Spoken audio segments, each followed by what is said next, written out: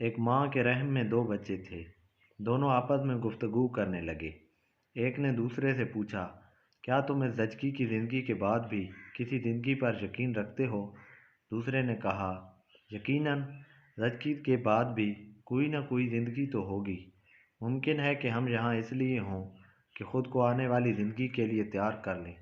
میرا نہیں خیال، پہلا بولا۔ بھلا وہ کس قسم کی زندگی ہو سکتی ہے؟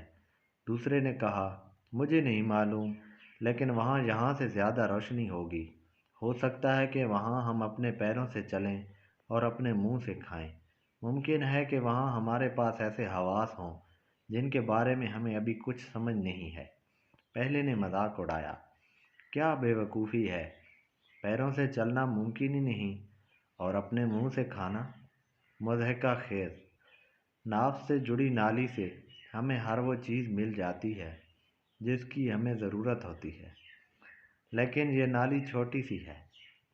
جب یہ نالی ساتھ نہ ہوگی تب زندگی کا تصور بھی محال ہے۔ دوسرے نے کہا، بہرحال میرا خیال ہے کہ وہاں کچھ نہ کچھ ضرور ہے، اور شاید یہاں سے مختلف۔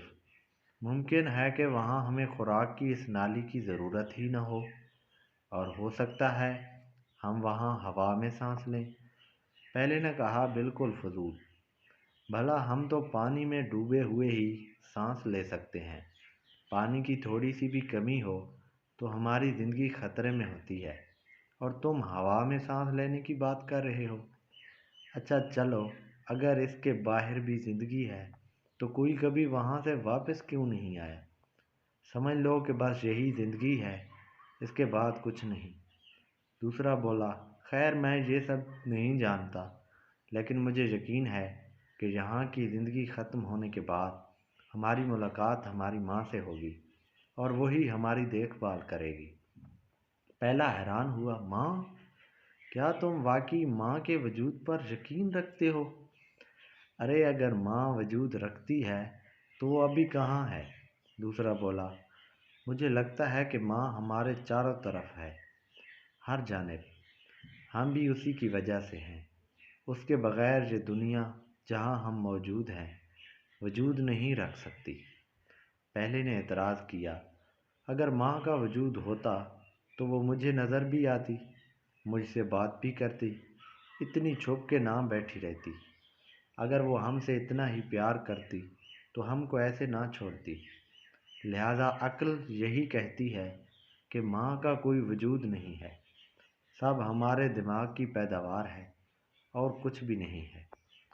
دوسرے نے جواب دیا، کبھی کبھی جب ہم خاموش ہوتے ہیں، توجہ دیتے ہیں اور سننے کی کوشش کرتے ہیں تو اس کی موجودگی کا احساس ہوتا ہے۔ کہیں اوپر سے اس کی محبت بھری آواز سنائی دیتی ہے۔ ہم کو اپنی دھڑکنوں کے ساتھ اس کی دھڑکن بھی محسوس ہوتی ہے۔ وہی ہماری ماں ہے، بات صرف محسوس کرنے کی ہے۔